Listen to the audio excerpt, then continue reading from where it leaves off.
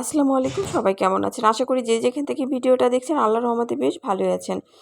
আর প্রতিদিন ইফতারিতে ভাজা পোড়া খেতে খেতে যখন আর ভালো লাগে না, আর এখন যেহেতু অনেক বেশি গরম, তাহলে একটু হেলদি কিছু খাওয়া উচিত। তো আমি আজকে চিকেন শর্মা করেছি, আর সেই চিকেন শর্মার রেসিপিটা সবার সাথে এখানে শেয়ার করব।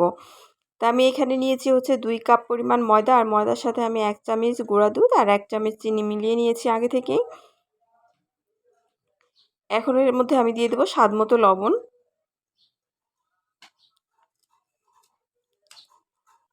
আর দিয়ে দেব হচ্ছে বেকিং পাউডার 1/2 চামচ পরিমাণ,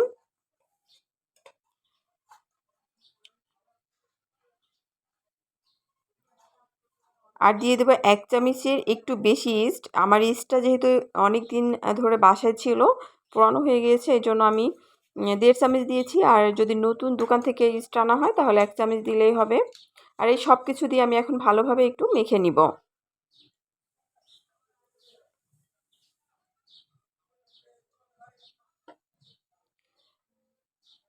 আর সারাদিন রোজা রাখার পরে আসলে হেলদি কিছু খাওয়া উচিত।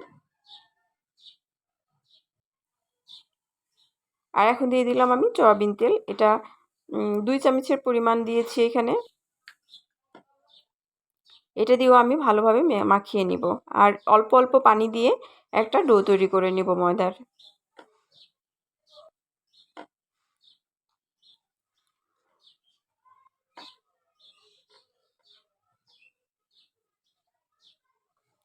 আমি একটা ময়দা দিয়ে একটা ডো তৈরি করে নিয়েছি।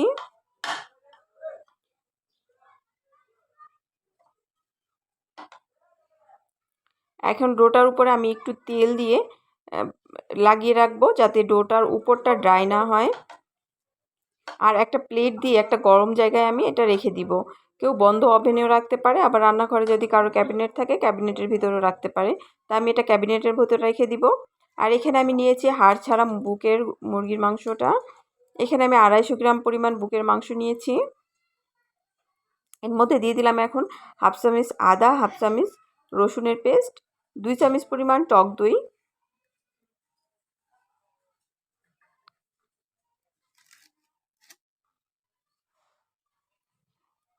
1 চামচ পরিমাণ সয়া সস, গোলমরিচের গুঁড়া এখানে 1/2 চামচ পরিমাণ দিয়েছি, 1/2 চামচ পরিমাণ লাল মরিচের গুঁড়া,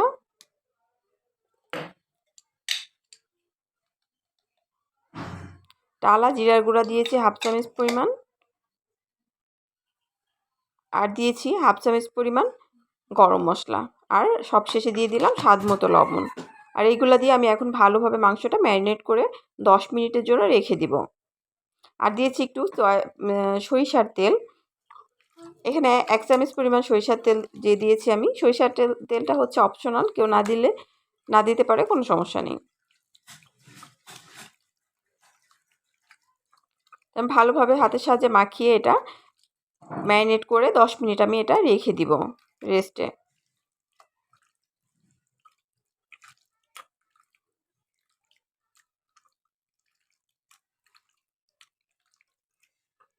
আর শর্মাটা সবাই কম বেশি পছন্দ করে, বাচ্চারা তো অনেক বেশি পছন্দ করে, আর আমার বাচ্চারা অনেক পছন্দ করে। তা আমি 10 মিনিট পরে ফিরে এসেছি, আর প্যানে আগে থেকে কিছুটা তেল দিয়ে রেখেছিলাম। আর একটু পেঁয়াজটা আমি একটু বড় করে কেটেছি, মোটা করে। পেঁয়াজটাকে আমি ফুল ভাজবো না, কোনো রকম একটু ভাজা হলেই এর মধ্যে মাংসটা আমি দিয়ে দিব। আর বলছি 10 মিনিট আগে আমি মাংসটা ম্যারিনেট করে রেখেছিলাম। তা আমি পেঁয়াজটার মধ্যে এখন আগে থেকে ম্যারিনেট করা মাংসটা দিয়ে দিব। আর মাংসটায় কিন্তু আমি কোনো পানি ব্যবহার করব না, কারণ মাংস থেকে এমনি পানি বের হয়, ওই পানিতেই এটা হয়ে যাবে।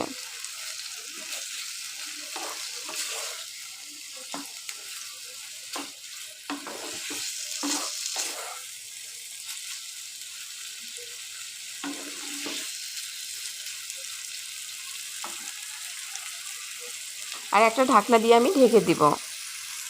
তা আমি ঢাকনা দিয়ে ঢেকে দিয়েছি, অনেকটাই পানি বের হয়েছে।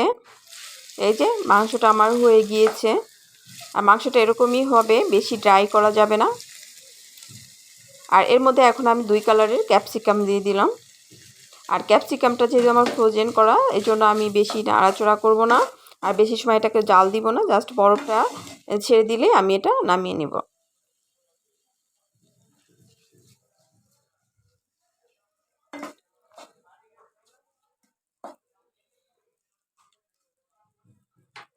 আমার মাংসটা রেডি হয়ে গিয়েছে, এখন আমি নামিয়ে রাখবো এটা। আর যে ময়দার ডোটা আমি রেখেছিলাম করে, সেটা এখন ফুলে দ্বিগুণ হয়েছে দেখা যাচ্ছে। আর এটা কিন্তু আমি ক্যাবিনেটের ভিতর রেখেছিলাম। এখন আমি হাত দিয়ে এটাকে ভালোভাবে একটু মথে নিব।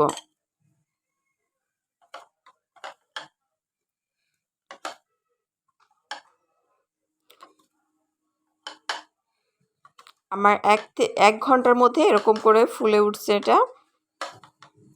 কারণ একটু গরম জায়গায় রাখলে এমনিতে ইস্ট দেওয়া থাকে, ফুলে যায়। তো এখানে আমি এই যে এরকম করে গোল গোল করে নিয়েছি রুটির জন্য। আর এটা দিয়ে আমি রুটি বেলে নিব। আর রুটির সাইজটা এমন করে বেলবো যেন মোটাও না হয় আবার বেশি পাতলাও না হয়, ঠিক এরকম করে। এটা কিন্তু ভাজার পর আরেকটু ফুলে যাবে, এই জন্য বেশি মোটা করা যাবে না, আবার পাতলাও বেশি করা যাবে না। আমি এখানে রুটির তাওয়াটা নিয়েছি আর তাওয়াটা হিট দিয়ে নিয়েছি। এখন আমি রুটিগুলো ভেজে নিব। আর এই যে রুটিগুলো ফুলে ফুলে এরকম হয়েছে, অনেক সুন্দর হয়েছে। আমার রুটিগুলো সবগুলো ভাজা শেষ। এখন আমি এটার জন্য একটা সস তৈরি করব, বার্গার সস বা শর্মার জন্য যে সসটা তৈরি করতে হয় ওটা তৈরি করে নিব।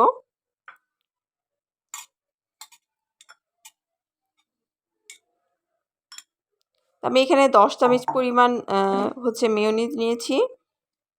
আর সমপরিমাণ আমি এখানে নিব টমেটো সস।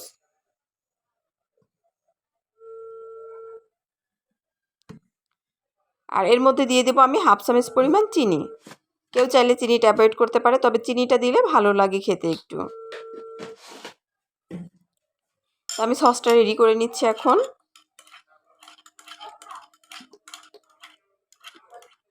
আমি সসটা রেডি করে নিচ্ছি।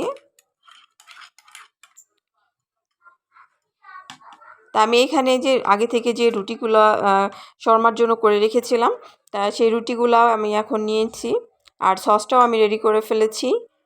আর যে মাংসটা রেডি করেছিলাম ওটা আমি কেটে কেটে ছোট ছোট করে নিয়েছি। যেহেতু একটু বড় বড় পিস করেছিলাম, তাই আমি একটু ছোট ছোট করে নিয়েছি। এখন আমি শর্মাগুলো রেডি করে নিব। তা প্রথমে আমি যে সসটা বানিয়েছিলাম ওই সসটা রুটির মধ্যে মেখে নিব।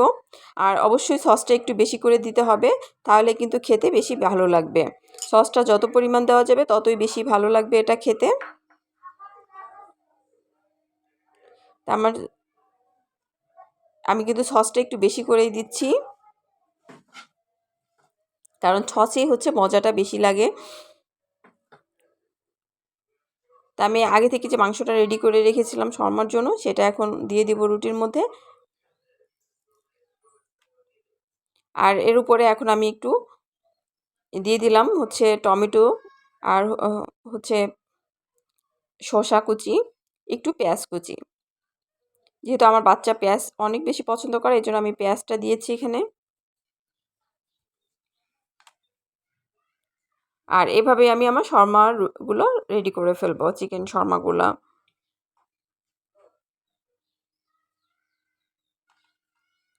একটা টুথপিক দিয়ে আমি ঢুকিয়ে এটা শর্মাগুলো এভাবে রেডি করে নিব যাতে খুলে না যায়। আর এই যে শর্মাগুলো আমি রেডি করে নিয়েছি এভাবে করে। আর এটা কিন্তু খুবই সোজা করা। আর ইফতারিতে কিন্তু এটা অনেক ভালো যায়, কারণ সারাদিন রোজার পরে একটু হেলদি কিছু খেলে ভালো হয়। তো আজকের মতো ভিডিওটা এই পর্যন্ত। আশা করি সবার ভালো লেগেছে। আল্লাহ হাফেজ।